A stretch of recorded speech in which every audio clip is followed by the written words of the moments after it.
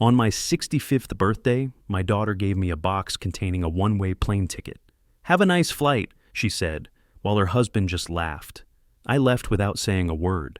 They had no idea that 2 months earlier, I had inherited $30 million, and in just a week, something would happen that they would surely regret. Before we continue, please subscribe to the channel and let us know where you are listening in the comments. I checked my phone for the 15th time that evening. No new messages. The screen's glow illuminated 3 place settings on my dining table, each arranged with the precision I'd learned over 30 years of teaching. Silverware exactly 1 inch from the plate edges. Cloth napkins folded into perfect triangles. In the center, an apple pie cooled, filling my small Sarasota apartment with cinnamon and memories. The clock above my kitchen sink ticked louder than it had any right to. Each second felt deliberate, mocking. That morning, I'd woken with something close to excitement.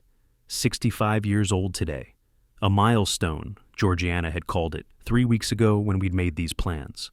I'd dressed in my best casual clothes, the navy slacks, the pressed white shirt, and driven to the grocery store while the Florida sun was still gentle. The cashier, a young woman with kind eyes, had smiled while scanning my items. "Special occasion? This is quite a spread." My birthday. I'd touched the small pin on my collar. "My daughter's coming for dinner." "How wonderful, 65. "Yes, a milestone," she says. She'd handed me the receipt with genuine warmth.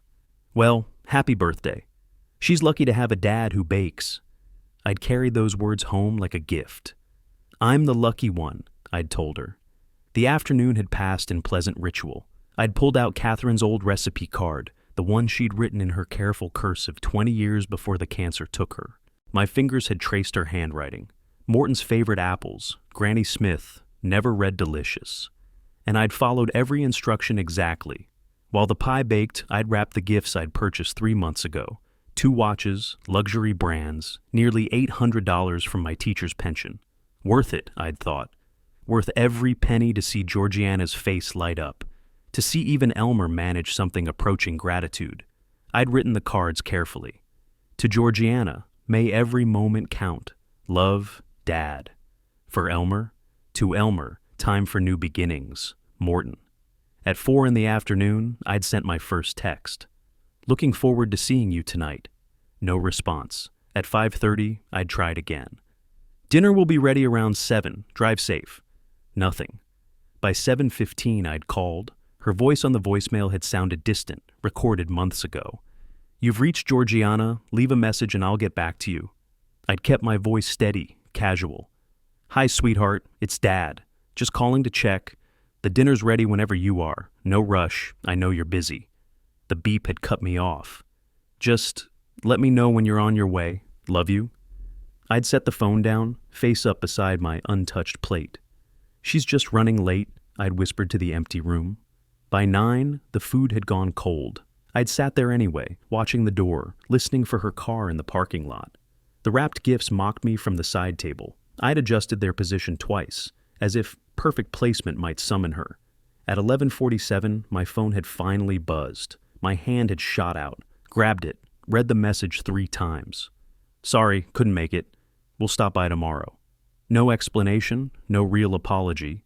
Just those 8 words, delivered with the casualness of someone canceling a dentist appointment. I'd typed a response. "I waited all day. What happened?" Deleted it, typed again. "Is everything okay?" Deleted that too. Finally, I just left it on read. The silence that followed felt different than the silence before. This one had weight, texture. This one changed things.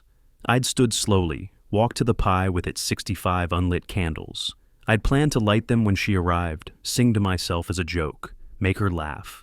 Instead, I'd remove them one by one, methodically, dropping each into the trash. The reversal of the ritual felt significant, though I couldn't yet name why. I'd wrapped everything then, put the food in containers, folded the napkins, wiped down surfaces that didn't need wiping. Then I'd retrieved the old photograph from my bookshelf, 10 years old, maybe more. The 3 of us at Siesta Key Beach, Georgiana's arms around both me and Catherine, everyone grinning at the camera. The sun had been setting behind us, painting everything gold. I'd held it under the lamp, studying my daughter's face. Where had that girl gone? The one who'd begged me to make this pie every Sunday, who'd shown up at my classroom after school just to walk home with me, who'd cried in my arms when her mother died and whispered, "Don't ever leave me too, Daddy." What had happened to us? Or, the thought arrived cold and clear. What had happened to her? I'd set the photo down, face flat on the table, couldn't look at it anymore. My home office was just a converted closet, really. A desk, a filing cabinet, a shelf of books I'd taught from for 3 decades. I'd unlocked the desk drawer with a key on my keychain, moved aside old grade books and teaching awards, and pulled out the manila envelope. Inheritance documents, William Watkins estate, read the label in the lawyer's printed text. I hadn't opened it in the 2 months since it had arrived, hadn't needed to. I'd memorized the contents. $30 million from my Uncle William's timber business, passed to me as the last surviving Watkins male. The will had been clear, the lawyers insistent. The money was mine, legally and completely. I'd been planning to tell Georgiana tomorrow, had practiced the words. "Sweetheart, we need to talk about something important. Your great-uncle William passed away, and he left us, well, he left me, but really us, something substantial. I'd been planning to give her half. My only child, my everything. I'd carried the envelope to my armchair and sat in darkness, feeling its weight on my lap. $30 million, I'd said to the empty room. 2 months I've had this news. I was going to tell you tomorrow, share it with you. The clock had ticked, the refrigerator had hummed. I was going to give you half, my only child, my everything. But sitting there, holding that envelope, I'd felt something shift, a realization settling into my bones like cold water. You don't see me as your father anymore. You see me as, what? A burden? An obstacle? My hands had tightened on the envelope. Then maybe it's time you learned what you actually lost. I'd placed it on the coffee table, both palms flat on top, and stared ahead until the sun began to rise. Morning light woke me. I was still in the armchair, still dressed, my neck stiff from the awkward angle. The inheritance envelope had slipped to the floor during the night. I picked it up, smoothed its edges, set it back on the coffee table. Every joint protested as I stood. 65 years announcing themselves all at once. The apartment looked exactly as I'd left it. Wrapped gifts on the side table, containers of food in the refrigerator, the pie under its glass dome. Evidence of yesterday's hope, now just debris. I walked to the bathroom, showered, changed into fresh clothes. Khakis today, a polo shirt, nothing special. The mirror showed a tired man, but a steady one. The drive to Bayside took 15 minutes through familiar Sarasota streets. I knew the route by heart, had driven it hundreds of times when the house at the end of it had been mine. 5 years ago, I'd signed the deed over to Georgiana. A gift, I'd thought. Security for her future. A way to say, I trust you with what I built. I parked across the street and studied the property before approaching. The lawn needed mowing, badly. I'd never let it get this long. The sprinkler head near the driveway was broken, water pooling in the grass. The shutters needed paint, white flakes curling away from the wood. And there in the driveway, gleaming like an accusation, sat Elmer's new Audi Q7. $75,000. Easy. Maybe more. I sat in my 15-year-old Honda and made mental notes of everything. Finally, I crossed the street and climbed the 3 porch steps I'd built with my own hands 17 years ago. Before I could knock, the door opened. Georgiana stood there in athletic wear that probably cost more than my monthly grocery budget. Her expression flickered, surprise, then annoyance, then something like forced pleasantness. "Dad, you're here? You said you'd stop by today." I kept my voice level. "I thought I'd save you the trip." She didn't invite me in.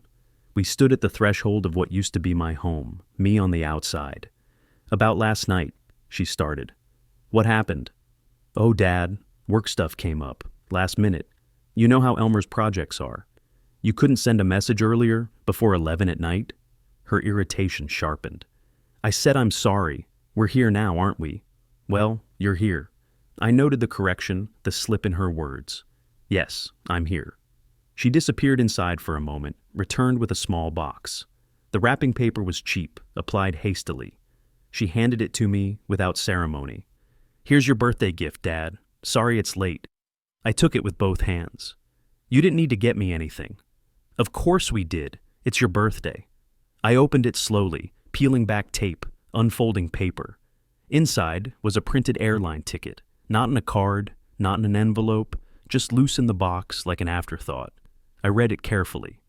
Orlando International. Departure. May 17th, tomorrow. 1 passenger, 1 way. Orlando. I looked up at her. 1 week at a resort. Well, the flight there. You can figure out hotels. 1-way ticket, I said quietly. Oh, is it? She blinked too quickly. Must have been the website. You can book the return whenever. The lie hung between us like smoke. Happy flight, Dad. I searched her face for something. Regret, affection, recognition of what she'd just done. Found nothing. Happy flight, I repeated softly. You'll love getting away. You've been cooped up in that apartment too long. Have I? Absolutely. Retirement should be about adventures. Adventures, yes. Footsteps sounded from inside the house. Elmer appeared from the hallway, barefoot on my old hardwood floors. He wore designer jeans and a Rolex that caught the light. $8,000 on his wrist, minimum. Mort, getting a vacation, huh? I turned to face him, let 3 seconds pass before I spoke. Elmer, time to see the world, man. Plane leaves tomorrow. You'll love Orlando. Disney, beaches, all that. I taught American history for 30 years. I know what's in Orlando. He laughed, genuinely amused. Right. Professor? Well, now you can see it as a tourist instead of just talking about it. My voice dropped. I never just talked about anything. Something in my tone made his smile falter, just for a second. Then it was back, wider than before. I folded the ticket carefully, 3 precise creases, each pressed with my thumbnail. The way I used to fold papers for filing. I slid it into my shirt pocket, patted it twice. Thank you for the gift, Georgiana. I turned toward the steps. Dad, we'll call you later this week. I paused, didn't turn back. Will you? Of course. Have a safe flight tomorrow. Thank you for the gift, Georgiana. You're welcome. Enjoy. I will. I walked down the steps, across the lawn I used to mow every Saturday to my car, each movement measured, controlled. I didn't look back until I was behind the wheel. In the rearview mirror, I saw them still standing in the doorway. Georgiana said something to Elmer. He laughed. My hands gripped the steering wheel. They were trembling, but not from fear or sadness. This was something else, something colder, something that felt like clarity distilled into physical force. I started the engine, checked my mirrors, pulled away at exactly the speed limit. They wanted me gone, believed they'd succeeded in dismissing me, probably thought I'd get on that plane tomorrow, drift away to Orlando, maybe never come back. An obstacle removed, a burden lifted. What they didn't know, what they couldn't imagine, was what I carried in the safe back at my apartment. The envelope they'd never seen. The 30 million reasons they'd just made the worst mistake of their lives.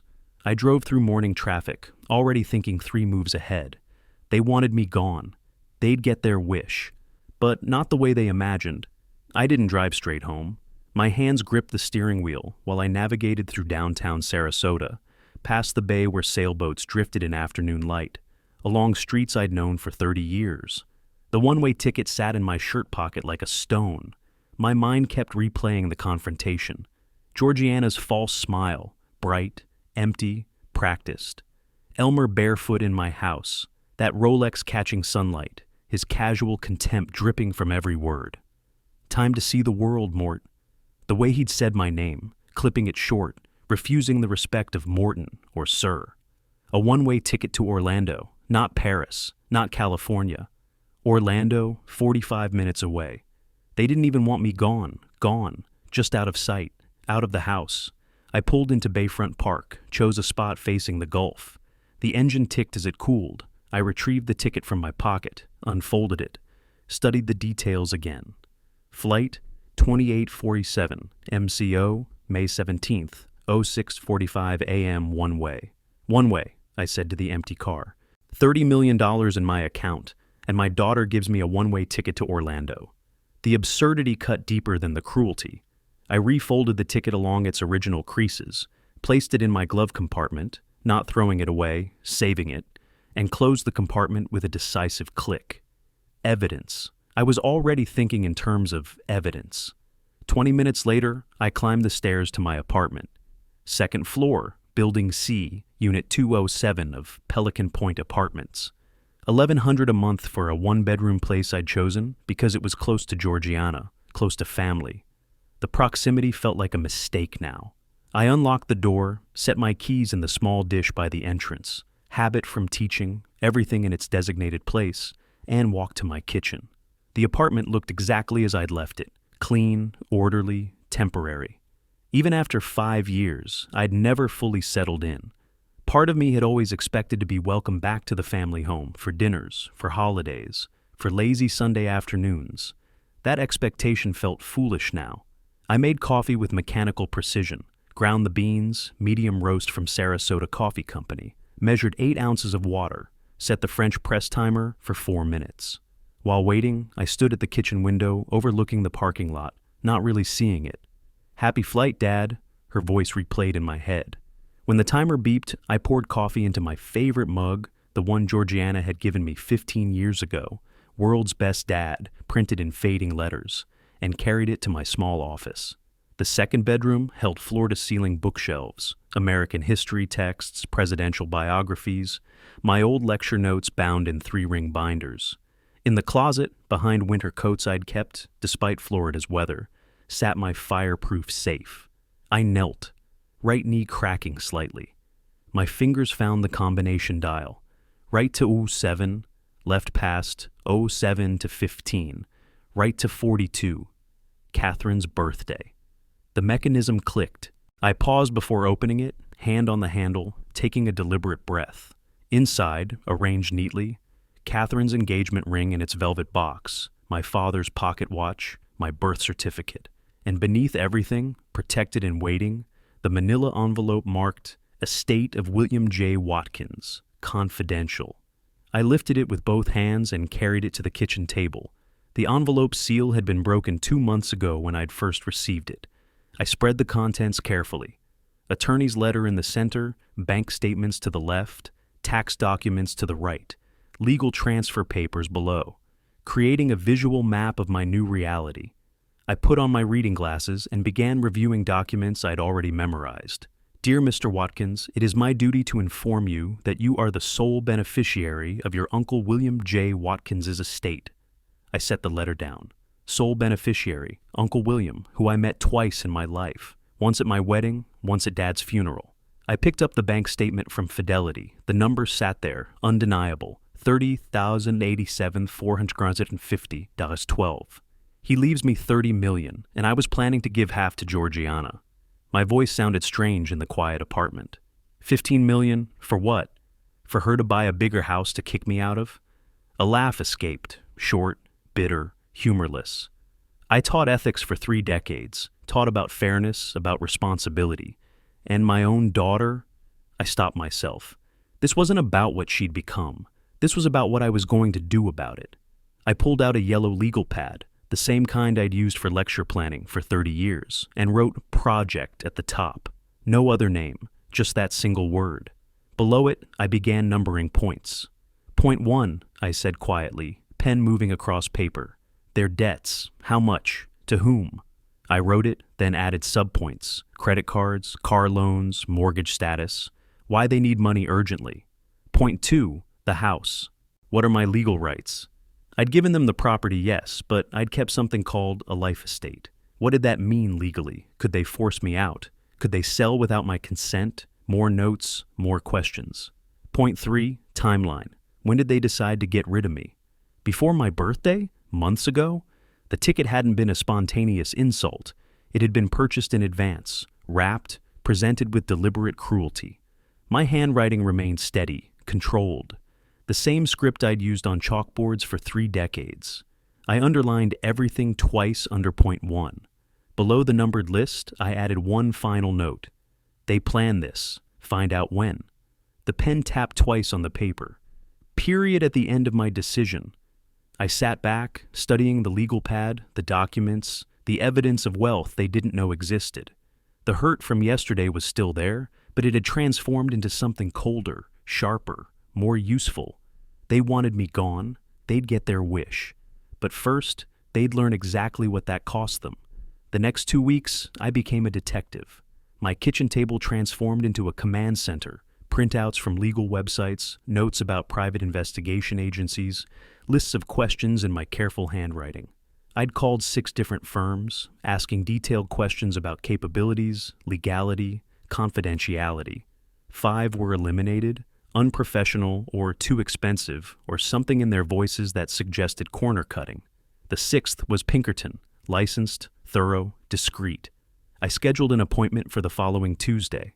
During those days, Georgiana texted twice. The first arrived on May 18th. "Did you use the flight?" I didn't respond. The second came 4 days later. "Dad, are you okay? Call me." Again, silence. Let them wonder. Let them worry. On May 21st, I drove to Tampa. The Pinkerton office occupied a professional building near the courthouse. Glass door, reception area with leather chairs, framed licenses on the wall, proving legitimacy. Marcus Webb emerged from a back office right on time. Mid-40s, fit, wearing business casual clothing that suggested competence without flash. His handshake was firm, professional. We sat in a small conference room. I slid a typed sheet across the table.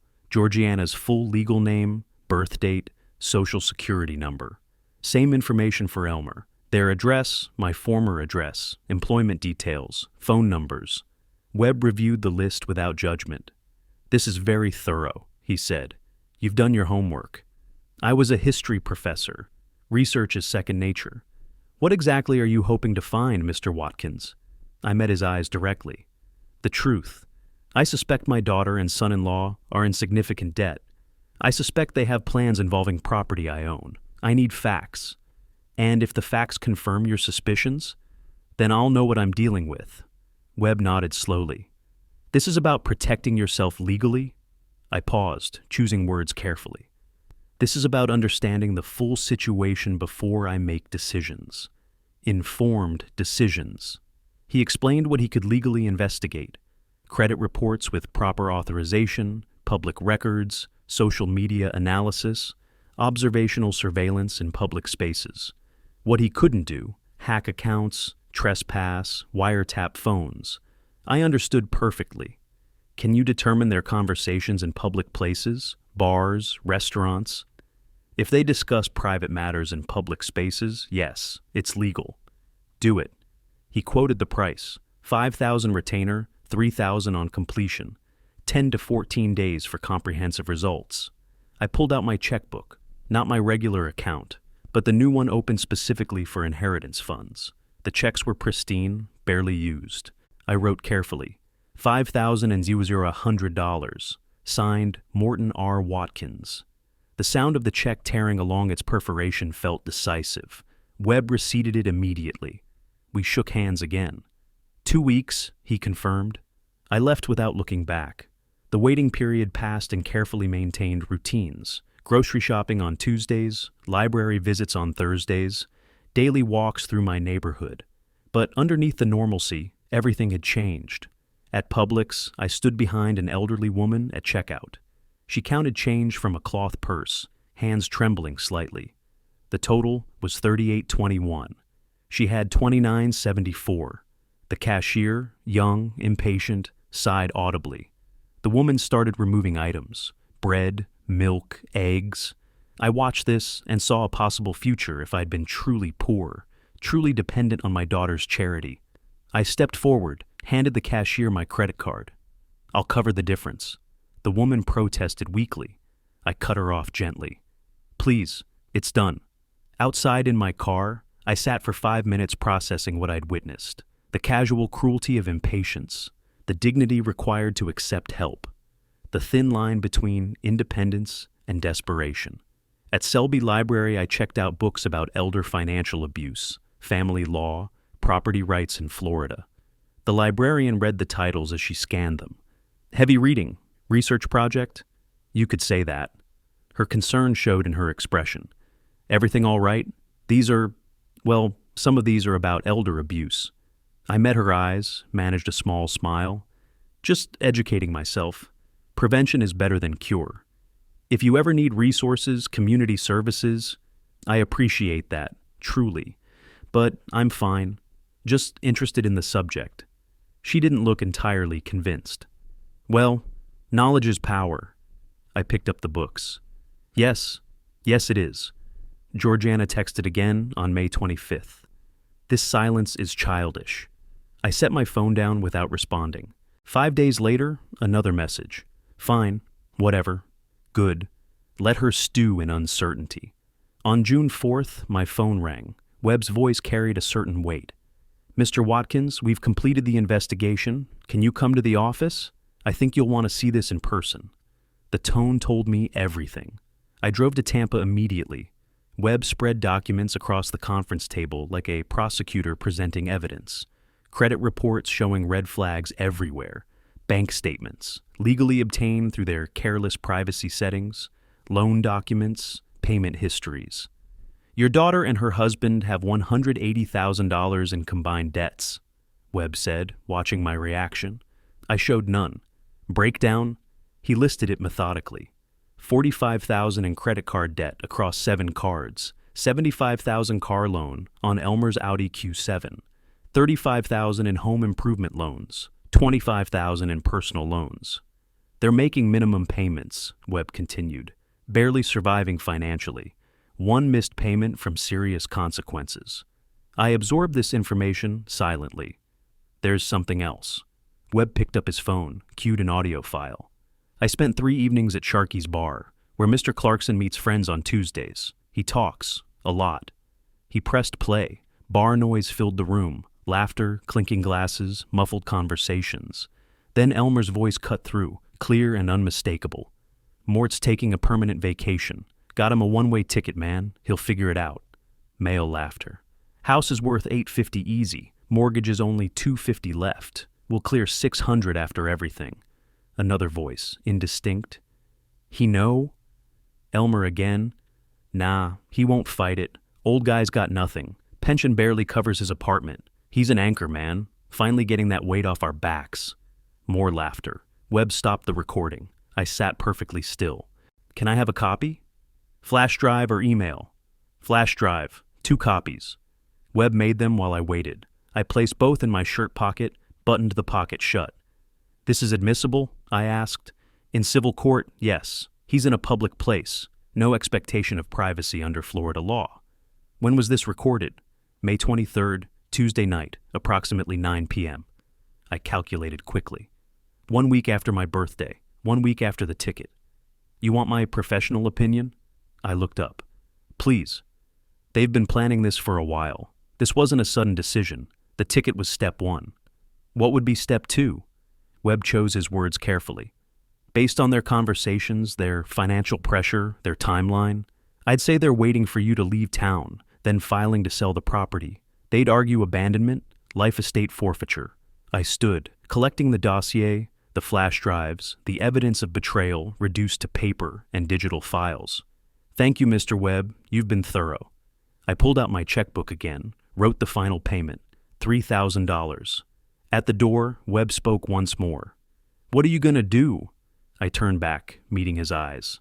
Make sure they don't get step 2. In my car, before starting the engine, I allowed myself 1 moment. I placed both hands on the steering wheel and closed my eyes. When I opened them, any remaining doubt had vanished. They hadn't just hurt me. They'd planned to erase me. The recording played in my mind, finally getting that anchor off our backs. An anchor. $30 million in my account. And my daughter's husband called me an anchor. I started the car and drove back to Sarasota with absolute clarity. They wanted freedom from their burden. They'd get it, just not the way they imagined.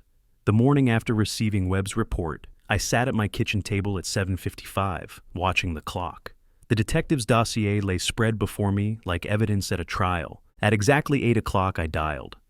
Stanford and Associates, Property Law. How may I help you? The receptionist's voice was professional, efficient. I need to consult with Mr. Stanford regarding life estate property rights and potential gift revocation. It's somewhat urgent. A pause. Keyboard clicking. Mr. Stanford has an opening this afternoon at 3. Would that work? I wrote it on my legal pad. 3 p.m., Stanford. Perfect. The legal machinery had begun moving. At 2:45, I arrived at the law office, downtown Sarasota, 10th floor, floor-to-ceiling windows overlooking the bay. 15 minutes early. Old teaching habit. Roy Stanford emerged from his private office right on time. Mid-50s, silver hair, Brooks Brothers suit, handshake that conveyed both confidence and assessment. We sat in a conference room with a view of sailboats drifting in afternoon light. I laid out the documents methodically. The deed transfer from 5 years ago. The life estate clause I'd retained. The one-way ticket still in its protective sleeve. The detective's comprehensive findings about their debts and recorded conversations. Stanford took notes, asked clarifying questions, never showed shock, just professional evaluation. You gave them the house outright 5 years ago? Yes, I wanted to help. I thought we were family. He examined the life estate clause. But you retain these rights. Smart. Why? My attorney at the time insisted, said I needed security. I didn't think I'd need it. Stanford looked up. You need it now? This clause is your leverage. They can't force you out legally. They're trying anyway. He tapped the one-way ticket. This is constructive eviction, combined with their financial motive. His finger moved to the debt breakdown. You have grounds for complete gift revocation. Can I really take the house back? With proper legal procedure and this evidence? Absolutely. He leaned back. The question is, do you want to? I considered my answer carefully. I want options. I want them to understand there are consequences. Stanford nodded slowly. Then he stood, walked to a whiteboard, and drew diagrams. The teacher in me appreciated the method. Life estate means you retain the right to occupy the property until death. They own it, but can't force you out or sell without your consent. Arrows showing my retained power. If you can demonstrate they're constructively evicting you, making conditions untenable, forcing you to leave, you have grounds for revocation. Is a one-way ticket evidence? Combined with their debt situation and stated intention to sell? Absolutely. It establishes motive and action. We spent 2 hours developing strategy. First, establish constructive eviction. Second, prepare revocation documents but don't file yet. Hold them as leverage. Third, change my will immediately. Fourth, protect the inheritance. Stanford suggested something else. There's another option, non-legal but effective. I'm listening. Make the inheritance public. Media interview, local news, talk about your unexpected windfall. I frowned. Why would I do that? Because right now, they think you're powerless. They're waiting for you to leave so they can sell your house. If they discover you have $30 million, understanding dawned. They'll panic. They'll realize they miscalculated. Exactly. It's psychological warfare, not legal action. Perfectly legal. Might even be therapeutic. I felt a slow smile form. They'd see it on television. They would. How they react tells you everything you need to know about their real motivations. The next 3 weeks became a carefully orchestrated series of legal actions. 1 week in, I met with Emily Chen, Stanford's estate specialist. Young, efficient, sharp-eyed. Your current will leaves everything to your daughter Georgiana. You want to change this? Completely. And the new beneficiary? I'd thought about this carefully. A foundation for elder abuse prevention. I'll call it the Catherine Watkins Foundation. Emily's pen paused. Your late wife's name? Yes. She'd have wanted something good to come from this. The amount involved is substantial. Have you considered partial inheritance for your daughter? I met her eyes. She made her choice when she gave me that ticket. I'm making mine now. Understood. I'll draft the documents. This will require 2 witnesses and notarization. Whatever it takes, I want it ironclad. I signed page after page. My hand didn't shake. Each signature was deliberate, firm, final. Blue ink, Stanford's instruction, shows original, not copy. The notary, Margaret Russo, watched me sign the most critical documents, then applied her seal with satisfying precision. The embossed impression looked official, permanent. These are legally binding, Mr. Watkins. Store them safely. I will. At Sun Trust Bank, with Stanford's associate as witness, I opened new accounts and transferred the entire inheritance. $30,087,450.12. The bank manager offered premium services, wealth management, investment portfolios. Just a secure checking account and a high-yield savings account. Simple. With this amount, you could... I interrupted gently. I don't need complicated. I need protected. This money serves a specific purpose. May I ask what purpose? Justice. And eventually, helping people who have been where I am. A pause. Some understanding passed between us. I'll ensure maximum security protocols on this account. Thank you. One more thing. I want all statements sent to my attorney's office, not my home. Done. During the second week, my phone rang. Georgiana's name on the screen. I considered not answering, but curiosity won. Hello? Her voice carried irritation. Dad, when are you going to use that ticket? It's been sitting there for weeks. I sat at my kitchen table, surrounded by legal documents I was signing. I've been busy. Busy with what? You're retired. With my affairs, getting things in order. Whatever, the ticket expires in 2 months. Use it or lose it. I'll keep that in mind. I ended the call and returned to signing revocation papers. Her voice already felt distant, disconnected from my new reality. On June 21st, I returned to Stanford's office for final review. He spread documents across the conference table like a general displaying battle plans. Revocation papers drafted, notarized, ready to file. New will executed and sealed. Bank transfer confirmations. Evidence compilation organized and indexed. Correspondence log documenting every interaction with Georgiana. Stanford placed his hand on the stack. This represents complete legal protection and multiple strategic options. I examined each document one final time, then nodded. He slid everything into a premium leather portfolio. I accepted it, felt its weight, not just paper, but power, options, justice waiting to be deployed. What's the process if I decide to execute the revocation? File these papers with the county clerk. They'll be served with notice. 30-day response period, then a hearing if they contest. They'll contest, almost certainly, which is why the evidence matters. Their debts, the ticket, the recorded conversations. It builds an overwhelming case. Timeline? From filing to final ruling? 3 to 4 months, maybe longer if they fight hard. And the will change is immediate. The moment you signed it. If something happens to you tomorrow, everything goes to the foundation. I stood, adjusting my jacket. Good. Thank you, Roy. You've given me what I needed. He also stood, shaking my hand. Which is? The ability to respond appropriately. They thought I was powerless. I picked up the leather portfolio. Now I'm not. With the legal foundation secure, I moved to the next phase. Stanford had called it psychological warfare. I called it information distribution. I sat at my laptop, researching local media contacts. WFLA Tampa Bay's Ordinary People Extraordinary Stories segment caught my attention. Perfect for my purposes. I typed carefully, Dear WFLA Programming, I'm a 67-year-old retired history professor with a story I believe would resonate with your viewers. After living modestly on a teacher's pension for years, I recently inherited $30 million from a distant relative I barely knew. This unexpected change has given me perspective I'd like to share with other seniors about hope and possibility at any age. I have complete documentation and would be honored to participate in your segment.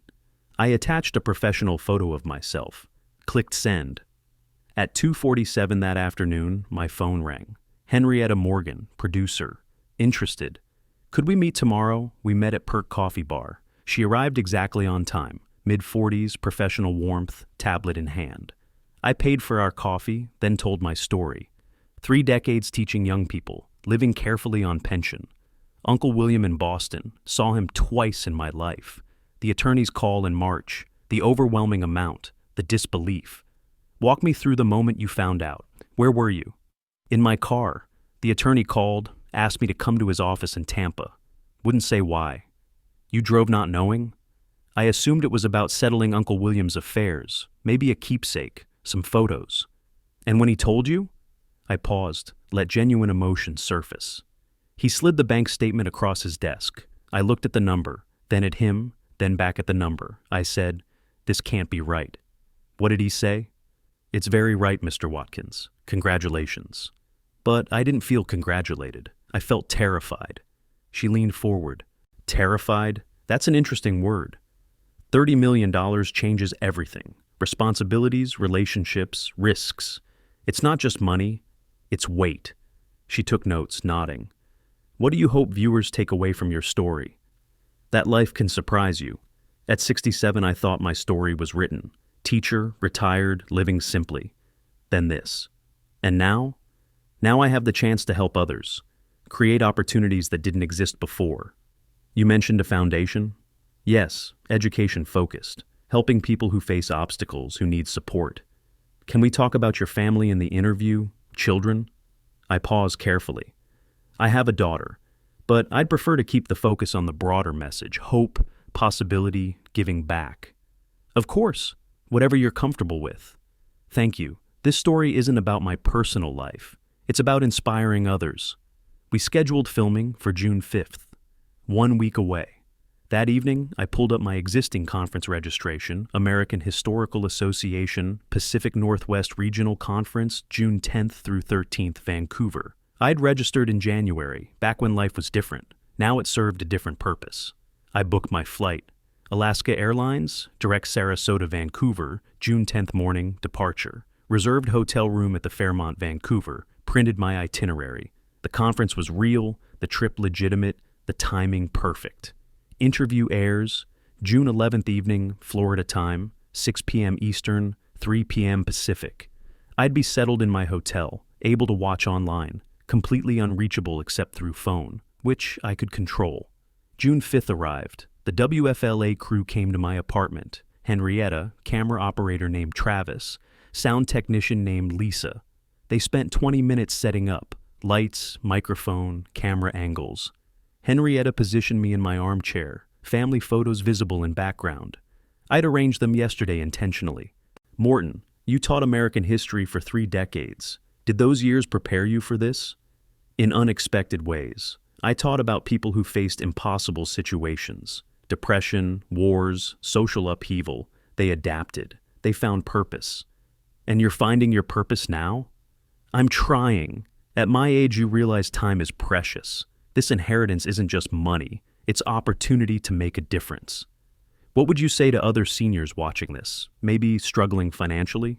I looked directly at the camera. Don't give up. Life has chapters we haven't read yet. I lived modestly for years, thought that was my story's end. Then everything changed. Your change might not be an inheritance, but there's always possibility. That's a powerful message. It's the truth. I taught history. I know that people are resilient, surprising, capable of transformation at any age.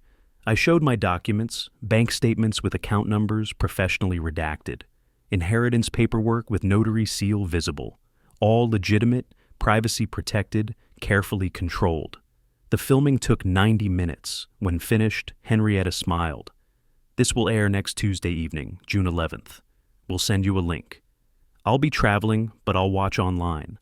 The next 5 days passed in careful preparation. I packed for Vancouver, actually planned to attend some conference sessions, maintaining normalcy, but I also set my phone notifications, bookmarked WFLA's live stream, downloaded their app, tested everything. June 10th, early morning. I drove to Sarasota Bradenton Airport, checked my suitcase, passed through security. At the gate, I texted Stanford. Traveling as discussed, interview airs tomorrow evening, we'll monitor remotely. His response came quickly. Understood, standing by. If they contact you, I won't answer immediately. Let them process. Let them panic. Psychologically sound. Though as your attorney, I should note you're under no obligation to respond at all. I know, but eventually I'll respond. On my terms, my timeline. Keep me posted. The revocation papers are ready when you are. Thank you, Roy, for everything. I boarded flight AS714, found my window seat, watched Florida disappear below. Tomorrow, everything changed. Today I was just a retired professor going to an academic conference. I checked into the Fairmont, Vancouver that afternoon. Room 1847, 18th floor, city view. Unpacked efficiently. Set up my laptop on the desk facing the window. Tested the hotel Wi-Fi, strong signal. Confirmed WFLA stream worked. Set volume to comfortable level. Positioned my phone on the desk beside the laptop. Charger connected. Pulled up Georgiana's contact, not to call, just to see it there, ready to receive her inevitable panic. At the conference registration, I ran into Professor Williams, a colleague from years ago. Morton, didn't expect to see you here. How's retirement treating you? Better than expected, actually. Keeping busy. Still writing? Not academically, but working on some projects, personal ones. Good for you. So many retirees lose purpose. You seem energized. I managed a slight smile. I've found new purpose recently. Unexpected developments. Mysterious, I like it. Dinner tonight? Actually, I have something scheduled this evening. Tomorrow? Sure, see you then. June 11th. I attended the morning keynote, took notes, participated in discussions. Normal academic behavior. But my real focus was elsewhere. At 2 o'clock Vancouver time, 5 p.m. Florida, I returned to my hotel room, set up my laptop, opened the WFLA live stream, adjusted the volume. My phone sat beside it, silenced, waiting. I'd positioned myself 2,500 miles from the explosion I was about to trigger. At 2:45, I settled into the desk chair, checked the stream one more time, working perfectly. At 3 o'clock exactly, 6 p.m. in Florida, the Ordinary People, Extraordinary Stories opening credits began. I took a breath. Somewhere in Sarasota, my daughter was about to discover that the powerless old man she'd dismissed as an anchor had $30 million she knew nothing about. The segment began. My face filled the screen. And I pressed play. At precisely 3 o'clock Vancouver time, the WFLA stream loaded on my laptop. The Ordinary People, Extraordinary Stories logo appeared with its uplifting music. I sat motionless in the desk chair, hands folded, phone on silent 6 inches to my right. I'd been waiting for this moment for weeks. Henrietta Morgan appeared on screen, professional and warm. Life can surprise us when we least expect it. Tonight's story is about second chances and unexpected blessings. Cut to my face, my apartment in the background. I watch myself begin telling the story, seeing it as Georgiana would see it, her father, whom she dismissed as a poor burden, speaking calmly about millions of dollars. Morton, when did you learn about the inheritance? March 15th, an attorney in Boston called. My Uncle William had passed. And you hadn't been close?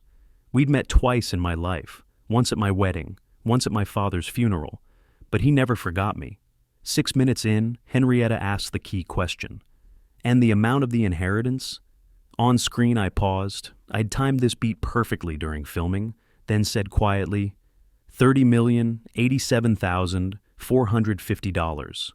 The camera held on my face, showing genuine disbelief, then cut to the bank documents. The numbers were clear even with redactions. An amount that would change anyone's life, Henrietta continued, especially someone living on a teacher's pension.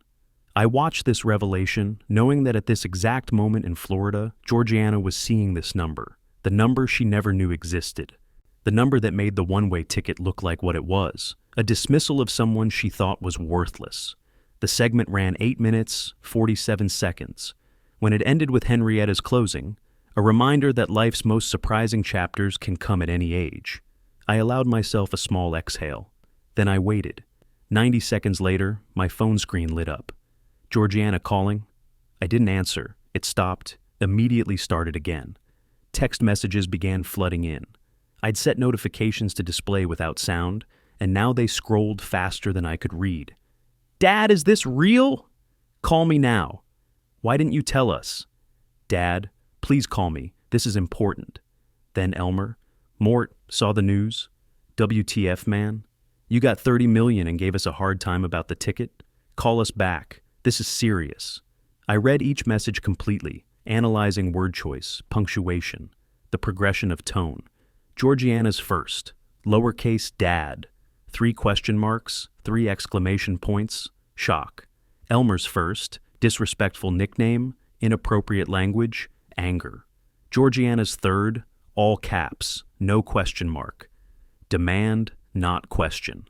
Within 5 minutes, my phone showed 7 missed calls, 14 text messages. The desperation escalated with each message.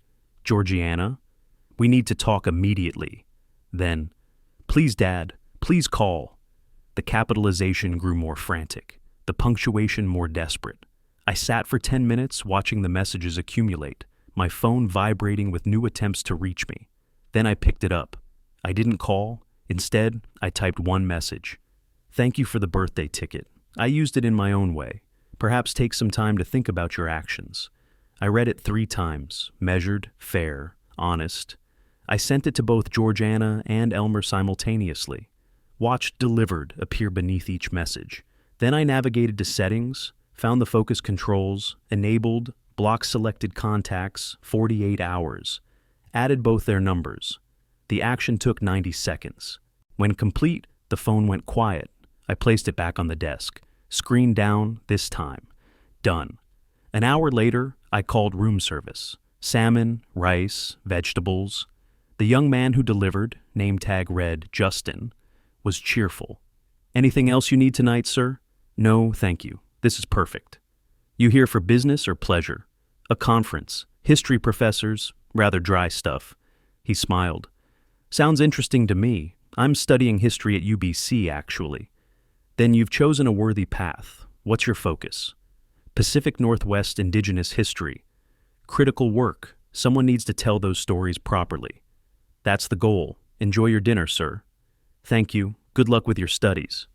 When he left, I ate slowly at the desk, fork in one hand, conference program in the other. Reviewing tomorrow's schedule, 9 a.m. keynote, 11 a.m. panel on teaching difficult histories, 2 p.m. discussion on primary source analysis. Normal academic pursuits. Meanwhile, in Florida, my daughter was experiencing a very different kind of education. I finished dinner, placed the tray outside my door, and called Stanford from the hotel phone. Roy, it's Morton, using hotel line. Saw the broadcast online. Well done, professional, compelling. The response was immediate. 7 calls, 14 texts within 5 minutes. Expected. How did you reply? 1 text. Thanked them for the ticket, suggested they reflect on their actions, then blocked them for 48 hours. Psychologically devastating. They can't respond, can't negotiate, can't control. That's the idea. Let them sit with it. No resolution, no closure. When do you return? 3 days. Conference ends the 13th. I'll fly back the 14th. I'll be ready. They'll likely have tried to reach me too. Don't respond yet. Let them scramble. Understood. Enjoy Vancouver. You've earned some peace. After we hung up, I stood at the hotel window. Floor-to-ceiling glass, 18th floor, panoramic view of Vancouver's evening cityscape. I held my coffee cup and watched lights come on in buildings across the city. I was physically in Canada, but mentally calculating what was happening 2,500 miles south. Georgiana pacing her house, my house. Elmer probably drinking. Both desperate to reach me, unable to. The distance felt appropriate, geographic space matching emotional space. I stayed at the window for 20 minutes, occasionally sipping coffee, mostly just existing in the quiet aftermath of the explosion I'd set off. My reflection in the glass showed a man at peace with his choices. Tomorrow I'd attend academic panels about constitutional history. Tonight, in Florida, my daughter was learning what happens when you discard family like trash. I took another sip. The city lights blurred in the window's reflection. Phase 1 complete. I later learned what happened while I watched Vancouver's lights. June 12th, 7 in the morning, Georgiana sat at her kitchen table, my former kitchen, staring at her phone screen. Message not delivered. She'd tried 15 times overnight. Blocked, blocked, blocked. Elmer paced behind her, already agitated. We need to go to his apartment, now. They drove to Pelican Point Apartments, my rental complex. Found unit C207. Elmer pounded on the door. No answer. He tried calling again, still blocked. Next door, Mrs. Patterson emerged from C205, curious and concerned. Can I help you? Georgiana forced a smile. We're looking for Morton Watkins. I'm his daughter. Mrs. Patterson's face softened. Oh, how nice. Morton mentioned you. He's away at a conference this week. Canada, Vancouver, I think. History professors gathering. Georgiana's smile cracked. Vancouver. International, intentionally unreachable. You must be Georgiana, Mrs. Patterson continued. Morton showed me pictures. You were just a little girl in them. That was a long time ago. Georgiana's voice was tight. Do you know when he'll be back? He said about a week. Left Monday. Seemed very happy about the trip. Elmer interrupted. Did he mention anything else? Any financial news? Mrs. Patterson looked confused. Financial news? Not to me. We mostly talk about books. He's such a thoughtful man. That word, thoughtful, made Georgiana flinch. Thank you for your help. As they left, Mrs. Patterson called after them. Should I tell him you came by? Georgiana paused. No, that's okay. We'll call him. Back at the house, desperate, they searched online. Inheritance law attorney, Sarasota. Jeffrey Brennan, emergency consultation available. $400. That afternoon, they sat in his modest downtown office. My father inherited $30 million 2 months ago, Georgiana explained in a rush. He just told us via television. We're his only family. What are our rights? Brennan's expression didn't change. He'd heard stranger stories. Are you a beneficiary on his bank accounts? I don't know. In his will? Maybe. I used to be, years ago. Used to be doesn't help. Current will is what matters. He explained Florida law methodically. Inheritance is separate property. Adult children have no automatic claim. Florida law is clear on this. Adult children have no claim to parental assets during the parent's lifetime. But I'm his only child, his only family. Emotional relationship doesn't create legal obligation. If you were a minor dependent, different story. But you're 38, married, employed. Elmer leaned forward. So he can just keep everything, not share anything? It's his money to do with as he pleases. He could give it all to charity, spend it on cars, legally, his choice. What if he dies? Georgiana asked quietly. Then we inherit? Only if you're in his will, and wills can be changed any time. Understanding dawned on Georgiana's face. I don't know if I'm currently a beneficiary. Then you have no guarantees. I'm sorry. That'll be $400. Driving home, Georgiana had a realization. The house. We still have the house. He gave it to us 5 years ago. It's in our names. Elmer suddenly energized. The house is worth $850K. We sell it, clear our debts, we're fine.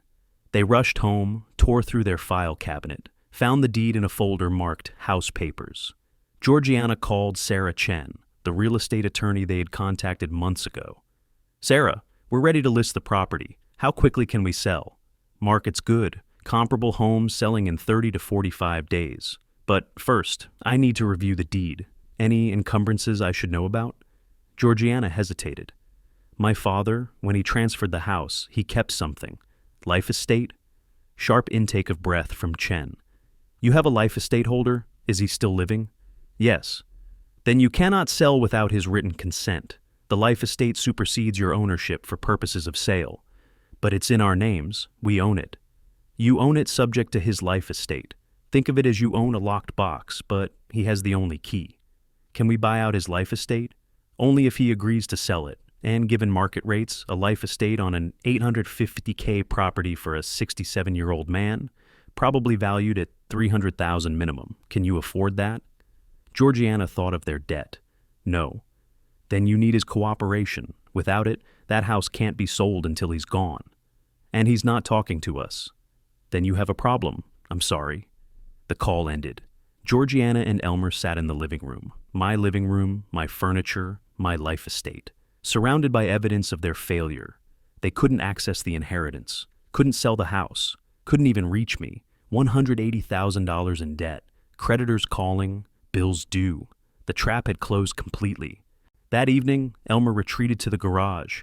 Georgiana could hear him throwing things. She sat at the computer in my old study.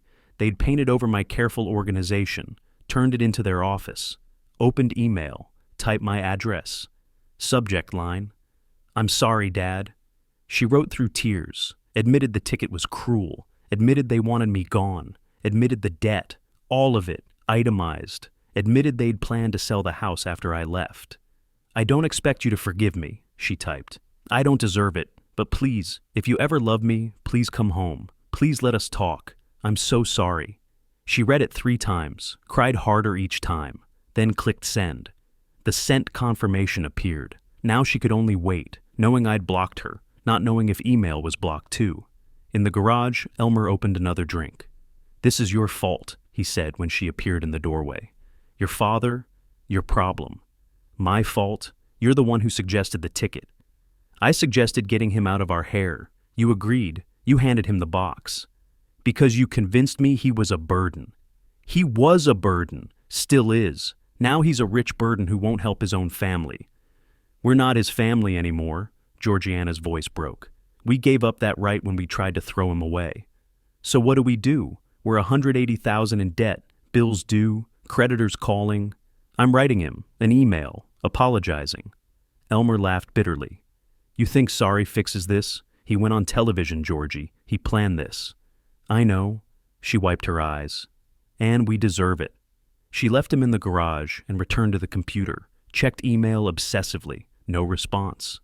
The house, my house, felt different now. Not theirs, borrowed, precarious. Every room held evidence of my former life. The kitchen I'd cooked in, the study where I'd graded papers, the bedroom where Catherine and I had slept. They'd been living in my generosity for 5 years, mistaking it for their own achievement. Now they understood the difference. Georgiana checked her phone again. 47 attempted contacts. 0 successful. Outside, in Vancouver, I was sleeping peacefully. Inside their panic, they were learning what I'd already known. That kindness withdrawn feels like cruelty. That gifts can have conditions. That family is earned, not assumed. And that $30 million changes everything, especially when you don't have access to it. I landed at Sarasota-Bradenton Airport on June 21st, pulling my single suitcase through the familiar terminal. The Vancouver conference had been productive. Academic sessions, networking, normal professorial activities. But my mind had been on Florida. On June 13th, after the 48-hour block expired, I'd unblocked their numbers. 47 new messages flooded in. I read everyone, from angry to desperate to pleading. Georgiana's email had arrived June 12th. I read it 5 times in my hotel room, then forwarded it to Stanford via secure email. Dad, I'm so sorry. We were wrong. What we did was cruel and thoughtless. She'd admitted everything. The debt, $180,000, itemized. The plan to sell the house. The ticket meant to get rid of me. Even Elmer's bar conversations, though she didn't know I'd recorded them. I don't expect you to forgive me. I don't deserve it. But please, if you ever love me, please come home. Please let us talk.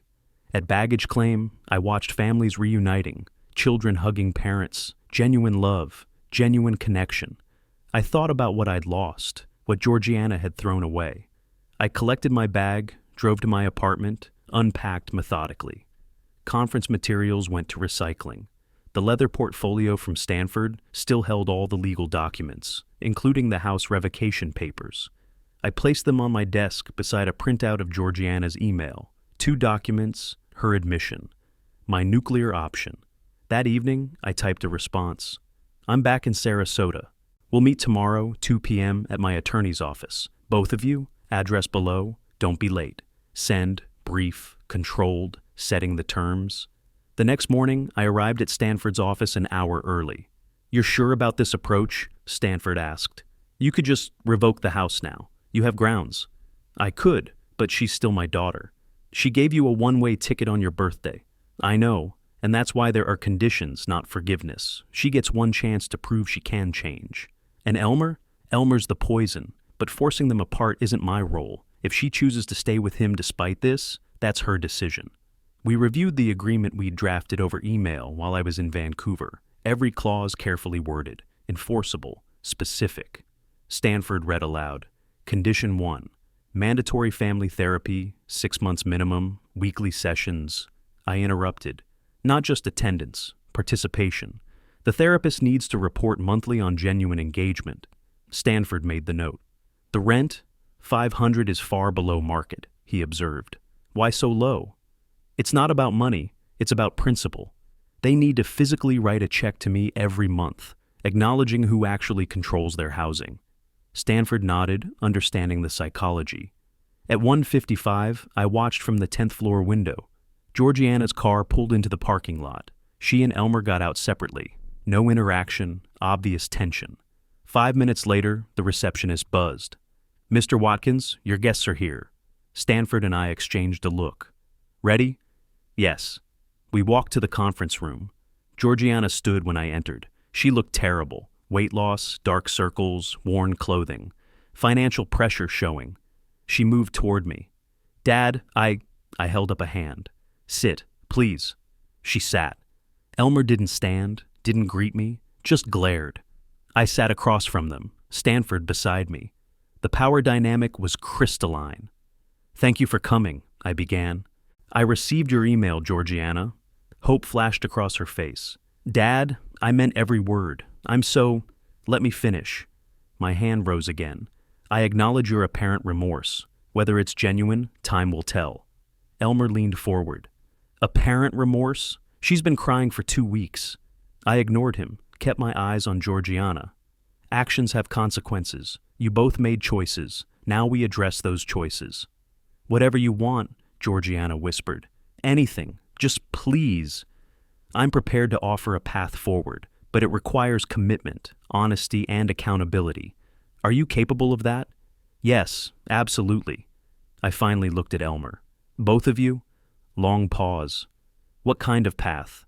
I slid the agreement across the polished table. It came to rest directly between them. "Read it. Take your time. Ask questions." Georgiana picked it up with trembling hands. Elmer crossed his arms, refused to touch it. I waited, patient, no expression. "Condition 1, I said quietly. "Family therapy, 6 months minimum, weekly sessions. I'll pay. You'll attend and participate honestly." "Yes," Georgiana breathed. "Of course." Condition 2, "Elmer, you'll find full-time employment within 30 days and keep it for 1 year minimum. That's non-negotiable. Stability, responsibility, contribution." His jaw clenched. "I've been looking for work." "Then you have 30 days to succeed." Condition 3, "You'll pay me $500 monthly rent for the house." Elmer stood. "Rent? For our own house?" My voice stayed level. "My house, which I allow you to occupy. The rent acknowledges that reality." Georgiana pulled him back down. "We'll pay it. We will." I continued through the remaining terms: monthly proof of employment, therapy participation reports, good faith compliance with all conditions. After 1 year, if conditions are met, I'll review your financial situation. Consider assistance with your debts. Maybe. Maybe? Elmer's voice dripped contempt. "That's all you get. Maybe, based on genuine change, not performance." "This is humiliating." He slammed his hand on the table. "You're treating us like children." "No." My voice dropped, ice cold. "Children aren't responsible for their actions. You're adults who made adult choices. We gave you a gift, a vacation. You gave me a one-way ticket on my 65th birthday to get rid of me so you could sell my house. That's not... I have recordings of you in a bar, Elmer, telling your friends the old man will be gone soon and you'll clear your problems with the house sale." Silence. His face drained of color. "So, don't pretend this was kindness. It was calculated dismissal. This," I gestured at the agreement, "is accountability." Stanford slid 2 documents forward. Document 1, agreement to terms. Sign, comply, you have a path forward. Document 2, notice of gift revocation. If you refuse, we file today. You're in court in 30 days, evicted in 90. Georgiana reached immediately. Elmer grabbed her wrist. "Don't sign anything yet." They argued in harsh whispers, her desperate, him angry. Finally, she pulled free and signed. 3 pages, Georgiana Watkins Clarkson in shaking script. Elmer stared at her signature, at my expressionless face, at Stanford's professional patience. He signed, "Elmer J. Clarkson," aggressive strokes that nearly tore the paper. Stanford witnessed, dated, made copies. I stood, buttoned my jacket, picked up my copy, tucked it under my arm. "Therapy information will be emailed tonight. First session is June 29th, 10 a.m. Don't be late." I looked at Elmer. "Employment applications start Monday. You have 30 days. At the door, I paused. "This is your chance. Don't waste it." I walked out, Stanford following. Behind us, Georgiana's quiet crying, Elmer's angry breathing. We left the door open, let them sit with their choices. 2 months later, late August, I sat reviewing monthly reports at my kitchen table. Dr. Rebecca Soames's therapy summary for July. Attendance, 4 sessions. Georgiana demonstrates genuine engagement, exploring family dynamics and personal accountability. Elmer attends, but participates minimally, often deflecting. Employment verification from Coastal Logistics. Elmer Clarkson, warehouse manager, Hire June 28th, current status, active. Bank records, 2 deposits. July 15th, $500. August 15th, $500. Both labeled Rent G. Watkins Clarkson. Surface compliance. But something felt wrong, too smooth, too cooperative after such resistance. I called Stanford. Run a background check, quietly. I want to know if they're consulting other attorneys. 2 days later, he called back. Elmer met with Bradley Collins, a state litigation specialist, 3 times in the past month. I absorbed this silently. Topic: challenging your will. He's asking about undue influence claims, diminished capacity based on your age. The irony wasn't lost on me, arguing I was too old and vulnerable while simultaneously complying with conditions I'd imposed.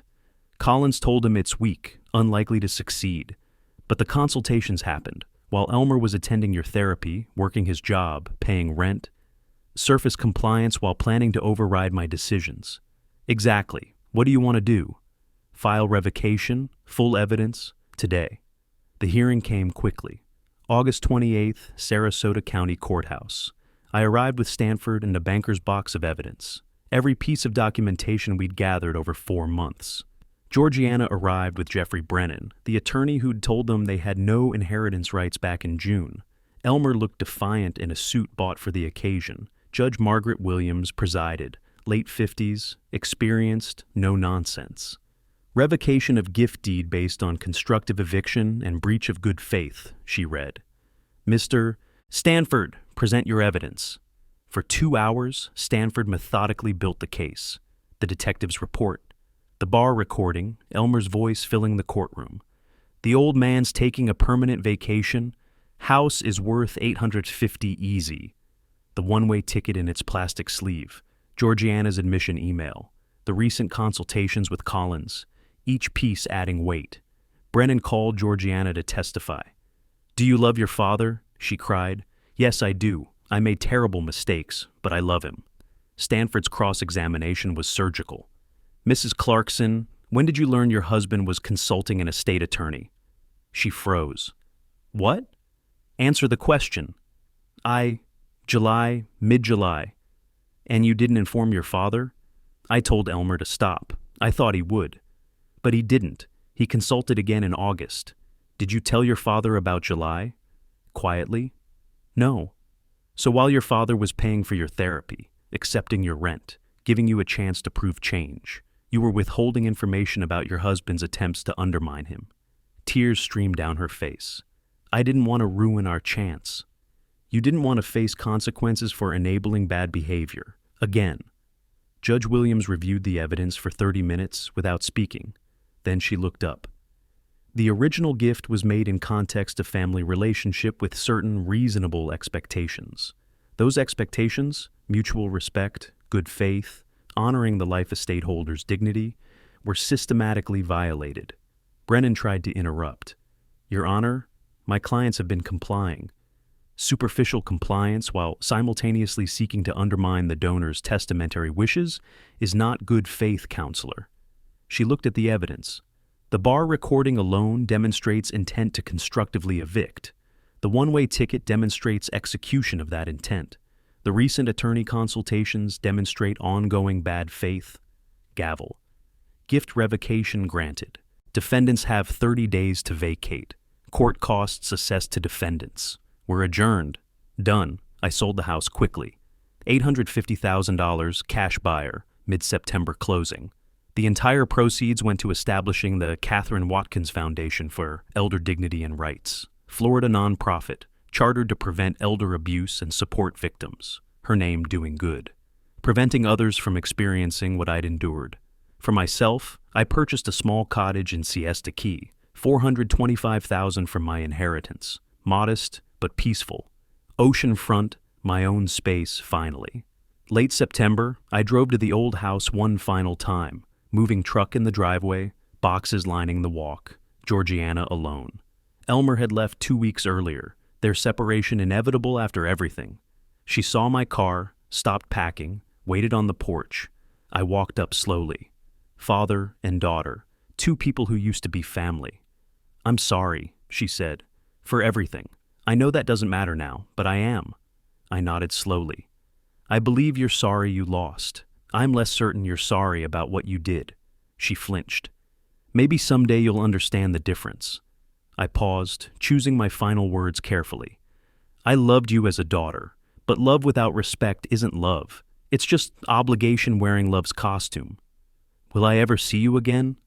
I don't know. Maybe when you understand what you lost, not just what it cost you. I turned, walked to my car. In the rearview mirror, she stood on the porch of the house she was losing, finally understanding what she'd thrown away. I drove to my new cottage, oceanfront, peaceful, alone. The foundation documents sat on my table, Catherine's legacy, my purpose.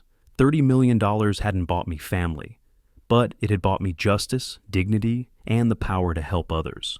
I'd taught accountability for 30 years. Now I'd lived it.